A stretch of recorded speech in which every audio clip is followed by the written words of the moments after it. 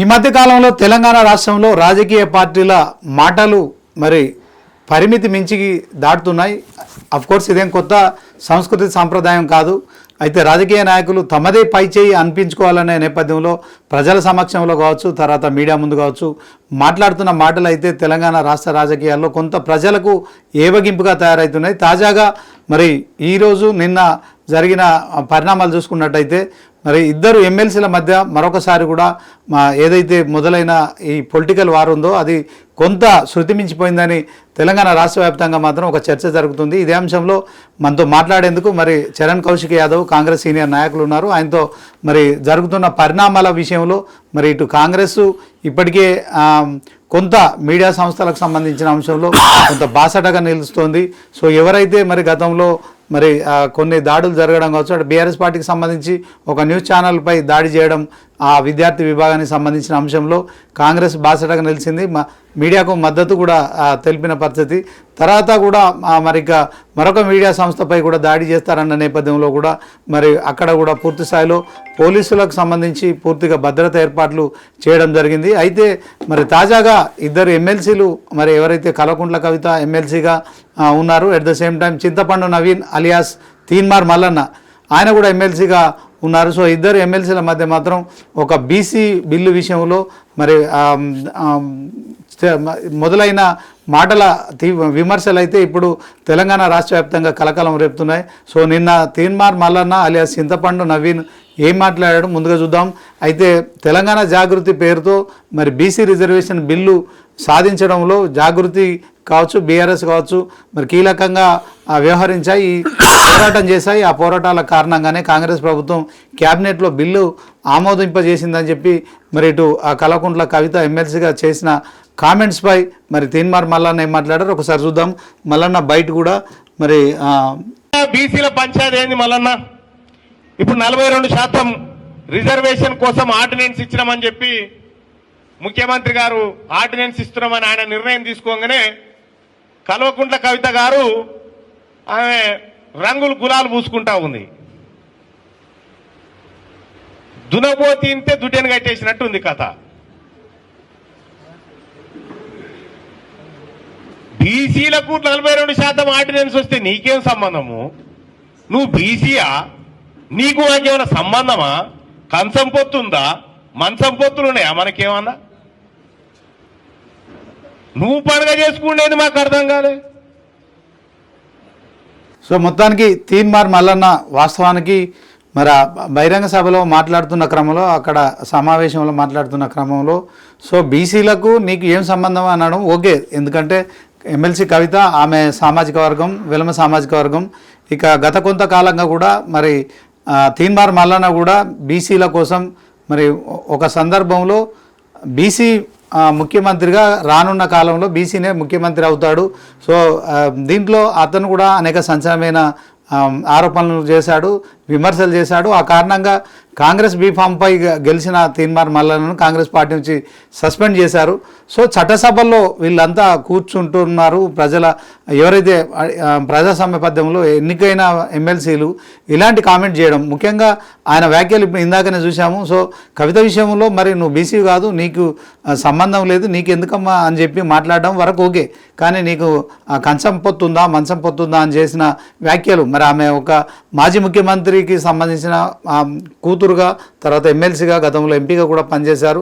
So Telangana ప్రజల్లో ఇది ఒక అంటే రాజకీయ నాయకులు కూడా కొంత శృతి మించి మాట్లాడతారు, కానీ మరి ఆమె ఒక తెలంగాణ ఆడబిడ్డ, మరి అలాంటి ఆమె విషయంలో సరే అది తెలంగాణ వాడుకలో ఉందని చెప్పి సమర్థించుకోవడం కావచ్చు, ఇది కూడా కరెక్ట్ కాదు. వాస్తవానికి కంచం మంచం అనే పొత్తు అనే విషయంలో మరి అందరికీ వాడరాదు. ముఖ్యంగా సాటి ఎమ్మెల్సీపై ఆయన మాట్లాడిన ఏవైతే కామెంట్స్ ఉన్నాయో అవి నిజంగా ఈ విషయంలో ఆమె తప్పకుండా మరి దీనికి డీజీపీ కలిసి ఫిర్యాదు చేశారు. అట్ ద సేమ్ టైం మరి శాసన మండలి చైర్మన్ గుత్తా సుఖందర్ రెడ్డి గారు కూడా ఫిర్యాదు చేశారు. మొత్తానికి తెలంగాణ ఇదంతా ఎందుకు జరగాల్సి వచ్చిందంటే ఎమ్మెల్సీ మల్లన్న చేసిన కామెంట్స్ ఏవైతున్నాయో సో జాగృతి కార్యకర్తలు తీన్మార్ మల్లన్న ఆఫీస్పై దాడి చేశారు. ఆ ఘటనలో మరి మల్లన్న అప్పుడు అక్కడే ఉన్నారు.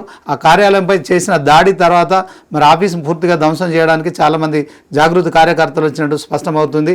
మరి గన్మెన్ ఉండడం వల్ల మల్లన్నపై దాడి జరగలేదు. వాస్తవానికి ఆ గన్మెన్ కూడా మరి వచ్చిన వాళ్ళందరినీ కూడా బెదిరించేందుకు 5 రౌండ్లు కాల్పులు జరపడం కావచ్చు. మొత్తానికి ఉదయం నుంచి ఇష్యూ అయితే బాగా హాట్ టాపిక్గా నడుస్తుంది. ఇదే అంశంలో మరి మనతో మాట్లాడేందుకు చరణ్ కౌశిక్ యాదవ్ ఉన్నారు, కాంగ్రెస్ నాయకులు.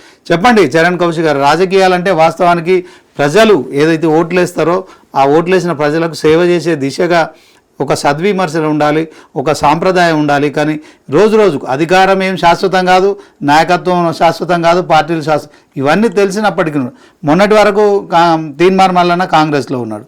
సో కాంగ్రెస్ పార్టీ పైనే కావచ్చు, కులగణన చేసిన రిపోర్టులు చింపేయడం కావచ్చు, కాలబెట్టడం, ఇట్లాంటి కార్యక్రమాలు చేసిన తర్వాత పార్టీ సస్పెండ్ చేసింది. తర్వాత ఆయన ఏదైతే కొంత ఈ అంశంలో ఆయన చేస్తున్న వ్యవహారం అయితే అటు ఇటు కాకుండా తాజాగా ఆయన ఎమ్మెల్సీ కవితపై చేసిన కామెంట్స్ ఎట్లా చూస్తారు? అంటే ప్రధానంగా కల్వకుంట్ల కవిత గారిని తీన్మార్ మల్లన్న అట్లా అనేది లేకుండే. ఎందుకంటే అది ఆక్షేపణీయమే. ఎందుకంటే కంచం పోతుందా మంచం పోతుందా అని చెప్పి మాట్లాడడం కూడా కరెక్ట్ కాదు. అదేవిధంగా అలా అని చెప్పేసి వాళ్ళు జాగృతి కార్యకర్తలు క్యూనీస్ మీద అదేవిధంగా తీన్మార్ మల్లన్న మీద దాడి చేసే ప్రయత్నం చేయడం కూడా కరెక్ట్ కాదు. రెండింటిని మేము తీవ్రంగా ఖండిస్తా ఉన్నాం. ఎందుకంటే ప్రజాస్వామ్యంలో ప్రజాస్వామ్యబద్ధంగా ప్రజాస్వామ్యయుతంగా ఉండాలి తప్ప అనవసరంగా తగాదాలు కావచ్చు, అదేవిధంగా అనవసరంగా గొడవలు దారితీసే విధంగా, అదే కాకుండా మహిళలను అగౌరవపరిచే విధంగా కావచ్చు. అదే కాకుండా ఇప్పుడు ఏమైంది, యాదవులు కుర్మలు అని చెప్పి తీసుకొచ్చి వాళ్ళు ఇట్నే మాట్లాడుకుంటారు వాళ్ళు అని చెప్పేసి దాన్ని యాదవుల మీద నెట్టే ప్రయత్నం. అదే కాకుండా కంచం మంచం పోతని చెప్పేసి ఒక మహిళను అగౌరవపరచుడు కూడా కరెక్ట్ కాదు. అలా అని చెప్పి జాగృతి కార్యకర్తలు తీన్మార్ మల్లన్న మీద కావచ్చు, క్యూనిస్ మీద దాడి చేసేదాన్ని కూడా మేము కాంగ్రెస్ పార్టీకి తీవ్రంగా ఖండిస్తూ ఉన్నాం. అదే కాకుండా ప్రజాస్వామ్యంలో ప్రజాస్వామ్యయుతంగా మాట్లాడాలి, అదేవిధంగా చట్టాన్ని లోబడి అందరూ నడుచుకోవాల్సిన అవసరం ఉంది. అదే కాకుండా తెలంగాణ రాష్ట్రంలో కాంగ్రెస్ పార్టీ కులగణన చేస్తే సరే, కులగణనకు సంబంధించి చాలామంది మద్దతు ఇచ్చారు. ఓసీలా బీసీలా ఎస్సీ ఎస్టీలని కాకుండా కూడా ఎవరు మద్దతు ఇచ్చినా కూడా తీసుకుంటాం. ఎందుకంటే ఎక్కడో పాలస్తీనా సమస్య ఉంటే భారతదేశంలో ప్రజలు కూడా మాట్లాడుతుంటారు. అదే కాకుండా తను బీసీ కాకుండా కూడా బీసీల కోసం సరే జాగృతి ఆధ్వర్యంలో వారు కార్యక్రమాలు చేసి ఉండొచ్చు. అదే కాకుండా బీఆర్ఎస్ పార్టీ అసెంబ్లీలో బైకాట్ చేసి బీసీ బిల్లు పాస్ అవుతా ఉంటే బీఆర్ఎస్ పార్టీ సమయం ఎమ్మెల్యే వెళ్ళిపోయినా, కౌన్సిల్లో బీఆర్ఎస్ పార్టీ సంబంధించి ఎమ్మెల్సీలు వెళ్ళిపోయినా కల్వకుంట్ల కవిత గారు ఆ చర్చలో భాగస్వామి లేరు.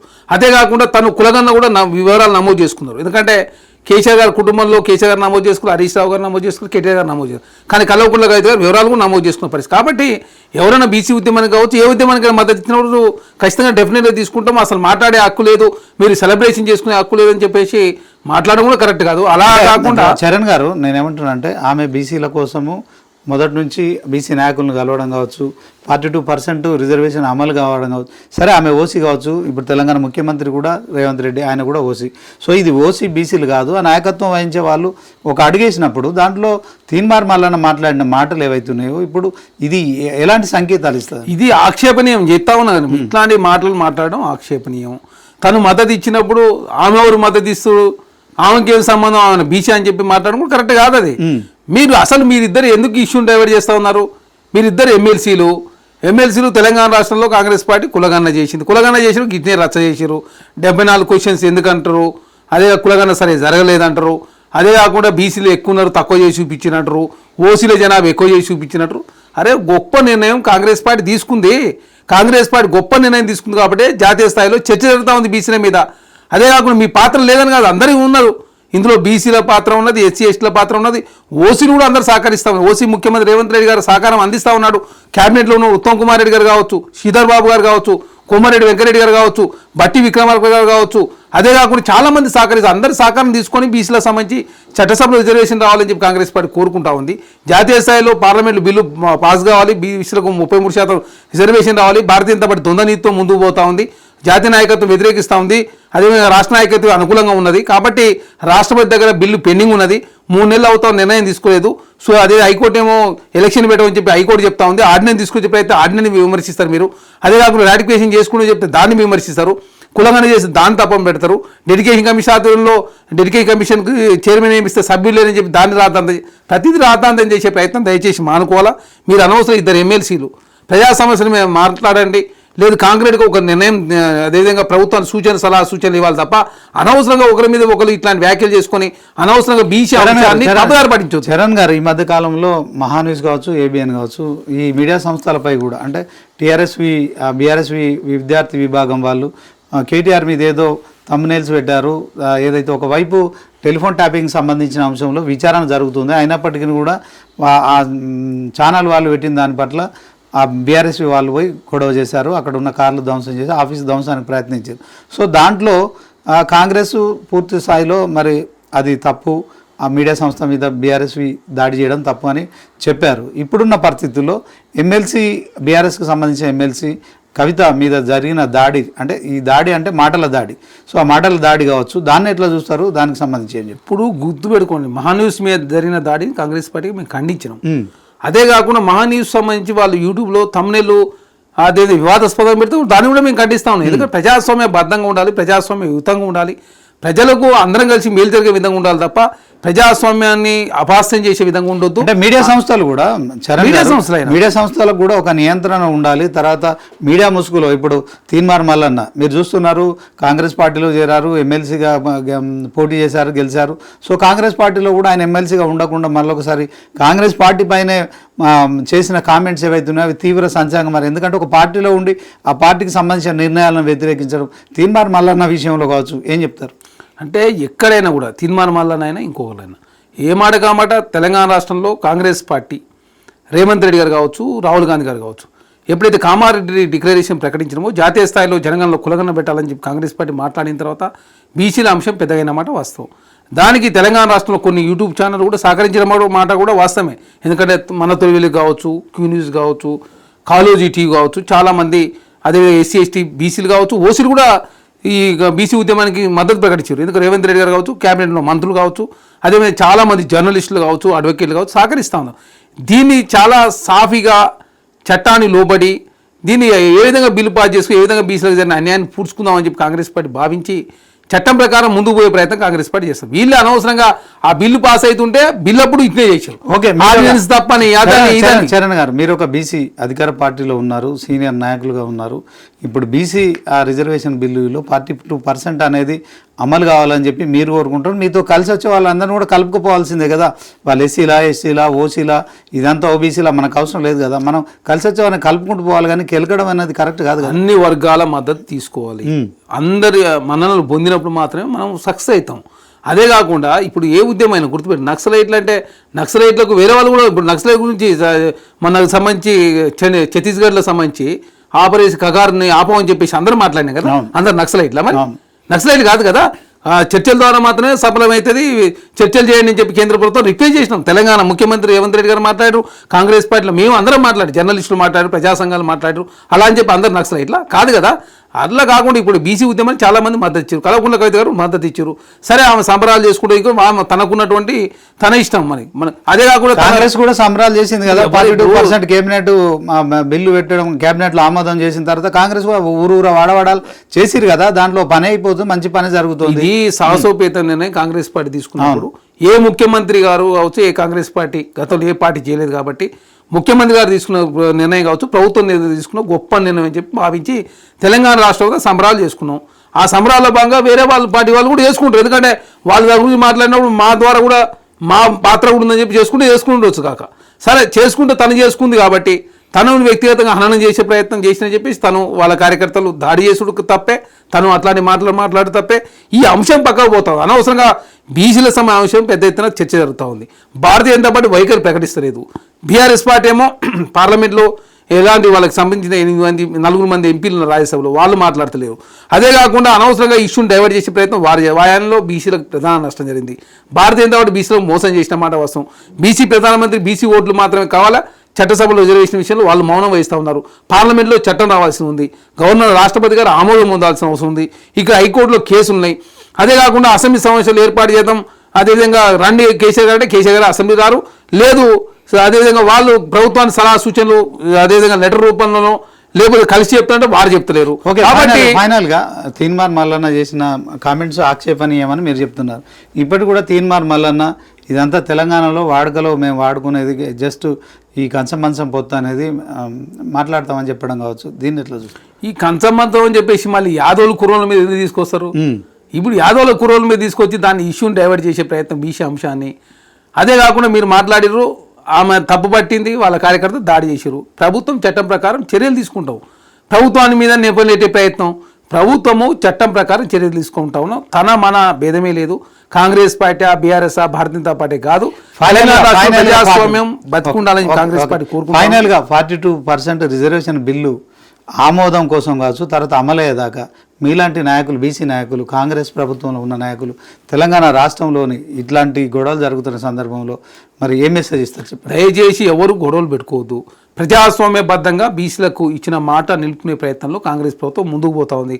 రేవంత్ రెడ్డి గారు కావచ్చు, కాంగ్రెస్ పార్టీ కావచ్చు, రాహుల్ గాంధీ గారు కావచ్చు, కాంగ్రెస్ పార్టీ మా పీసీసీ అధ్యక్షుడు మహేష్ కుమార్ గౌడ్ గారు కావచ్చు, మా క్యాబినెట్ సభ్యు, అదేవిధంగా క్యాబినెట్ మంత్రులు గారు కావచ్చు, అందరూ కూడా కలిసికట్టుగా ఏక వ్యాఖ్య తీర్మానం తెలంగాణ రాష్ట్రంలో 40% రిజర్వేషన్ ఇవ్వాలి, కేంద్రం మీద మనం పోరాటం చేద్దాం, బీసీల సప్లాన్ కేంద్రం తీసుకురావాల్సిన అవసరం ఉంది, 9th షెడ్యూల్లో పెట్టి ఇవ్వాలని 33% పార్లమెంట్లు చట్టం చేసి జాతీయ స్థాయిలో బీసీలకు ఎమ్మెల్యే, ఎంపీ ఎలక్షన్లో అవకాశాలు అనేది కాంగ్రెస్ పార్టీ కోరుకుంటా ఉంది.